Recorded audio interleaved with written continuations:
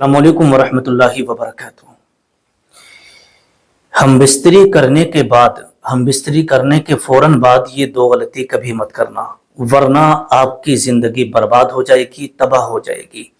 और एक दिन ऐसा आएगा कि आप मर्द से नामर्द बन जाएंगे और फिर आपके हजारों लाखों रुपए हकीमों डॉक्टरों के पास चले जाएंगे। जी हाँ, अब आप सोच रहे होंगे ये वीडियो उन लोगों के लिए है जिनकी शादी हो चुकी है। शादीशुदा लोग ही इस वीडियो को पूरा देखिएगा। हो सकता है कि आप ये गलती कर रहे हो, इन दो गलतियों में से कोई एक गलती आप कर रहे हो जिसकी वजह से आपको प्रॉब्लम आ रही होगी और आप समझ नहीं पा रहे होंगे।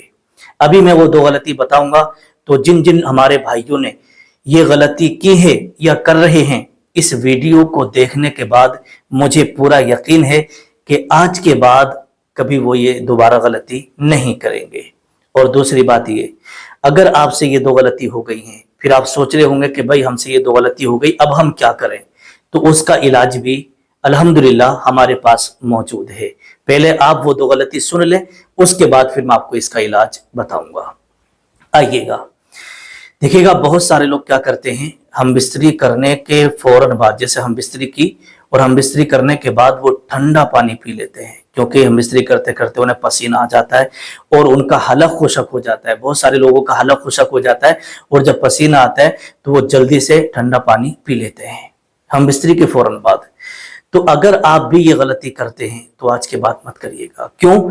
इसलिए कि हम बिस्तरी करने के फौरन बाद अगर कोई शख्स ठंडा पानी पीता है ना, तो उससे दमे की बीमारी हो जाती है, यानी सांस फूलने लगती है, हांपी आने लगती है। और जैसे मान लीजिएगा आप थोड़ा सा चल रहे हैं तो आपकी सांस फूलने लगेगी, दम भरने लगेगा, आपको यूं समझिएगा कि हांपी आ जाएगी, इस तरीके से आप करने लगेंगे, आपका सांस भर के आने लगेगा। या फिर आप जैसे मान लीजिएगा आप छत पे चलना चाह रहे हैं और आप थोड़ा सा जीना वगैरह चढ़ेंगे, ऊपर छत पे जाएंगे, तो फिर आपकी फिर सांस जो है फूलने लगेगी, आपका दम भरने लगेगा, हांपी आपको आ जाएगी। किस वजह से? जो आपने हम बिस्तरी के बाद ठंडा पानी पिया है उसका यह अटैक होता है, उसकी वजह से ये सांस फूलने लगती है।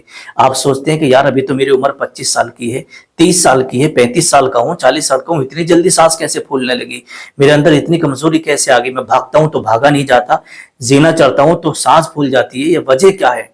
लेकिन इस तरफ लोगों का जहन नहीं जाता कि हम गलती क्या कर रहे हैं। ठीक है, तो ये होगी पहली गलती। हाँ, अगर आपको हम बिस्तरी करने के बाद प्यास का एहसास हो, आपका हला खुशक हो, तो आप दूध अपने पास में रखिएगा।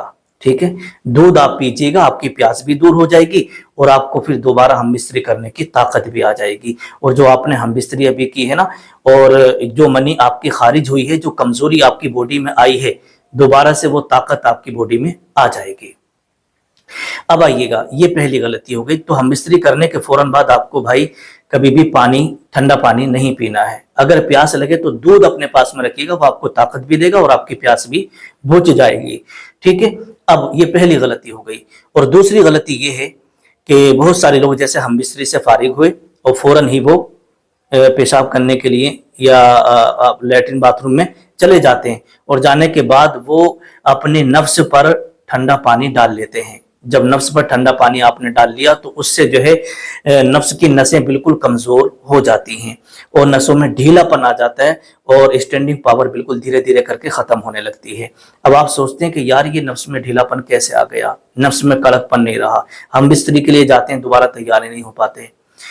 पहले आप एक एक रात में 2 बार 3 बार भी हम बिस्तरी कर लिया करते थे, लेकिन अब आपके साथ ये प्रॉब्लम क्यों हो रही है? यही वजह है। लेकिन एक बात मैं आपको यहाँ भी ये बता दूं, देखिएगा, हम बिस्तरी आपने कर ली तो बेहतर यही है कि आप जितनी जल्दी हो सके उतनी जल्दी गुस्ल कर लें। लेकिन हम बिस्तरी करने के बाद थोड़ी देर ठहरे रहें। जो आपकी बॉडी का टेम्परेचर है ना, वो बहुत ज्यादा हाई लेवल पर हो जाता है, यानी गर्म हो जाता है।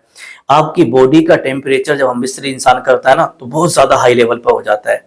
और जैसे ही आप हम बिस्तरी से फारिग हो, फौरन ही आपने गरम गरम नसों पर ठंडा पानी डाल लिया, तो उससे नसें सिकुड़ जाती हैं, सिकुड़न आ जाती है और ढीलापन नस में आ जाता है। तो आपको करना क्या है? देखिएगा, बेहतर यही है कि आप जल्दी गुस्ल कर लें। अगर उसके लिए थोड़ा सा आप इंतजार कर लें, ठीक है, इंतजार कर लें कि आपका बदन की जो कंडीशन है ना वो नॉर्मल हो जाए, उसके बाद फिर आप गुस्ल करिएगा, धुलिएगा, जितनी जल्दी हो सके उतनी जल्दी पाकी हासिल करिएगा। ठीक है, तो تو یہ ہو گیا. ہاں اگر آپ کو مان لیجیے گا دھلنا ضروری ہے اور ایمرجنسی غسل کرنا ہے تو آپ گنگنا پانی کر لیں یا تھوڑا سا گنگنا پانی کرنے کے بعد میں اس سے آپ دھلیے گا, ٹھیک ہے, تاکہ نسوں پر فرق نہ پڑے. اب آپ کیا کرتے ہیں معلوم ہے, جب نسیں بالکل کمزور ہو جاتی ہیں, ٹھنڈا پانی ڈال ڈال کے ڈھیلی پڑ جاتی ہیں, نسوں میں تناؤ نہیں آتا ہے, پھر آپ حکیموں کے چکر لگاتے ہیں کہ حکیم صاحب ایسے سے بات ہو گئی. تو بہت سارے لوگوں کا ذہن اس طرف جاتا کہ یار ہم نے بچپن میں جو غلطی کری تھی, ہینڈ پریکٹس کی تھی بچپن میں, ہم نے مس زنی کی تھی, ہم نے ہست میتون بچپن میں بہت زیادہ کیا تھا, یہ اس کا نتیجہ ہمیں مل رہا ہے.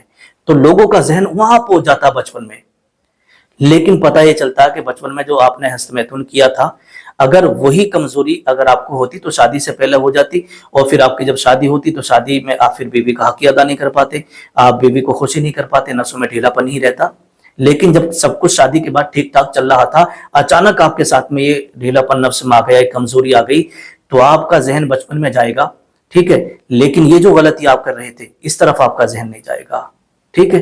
تو اس غلطی کو آپ کو, یہ دو غلطیاں آپ کو نہیں کرنا ہے. اب اگر آپ سے یہ دو غلطیاں ہو گئی ہیں تو پھر میں نے اپنا کانٹیکٹ نمبر دے دیا ہے. جیسے ٹائمنگ کی کمی ہے یا ہست میتون آپ سے بہت زیادہ ہو گیا ہے, نسوں میں ڈھیلا پن آ گیا, منی پتلی ہو گئی ہے, اسپرم کاؤنٹ آپ کے نہیں بڑھ رہے ہیں, شکرانوں کی کمی ہو گئی ہے, تو ان ساری چیزوں کی دوائیاں الحمدللہ مردانہ طاقت کی ہمارے یہاں پر ملا کرتی ہیں. اس نمبر پہ کال کر کے آپ اس کی دوا میرے یہاں سے منگوا سکتے ہیں, اور آئندہ یہ غلطی آپ مت کریے گا. السلام علیکم ورحمۃ اللہ وبرکاتہ.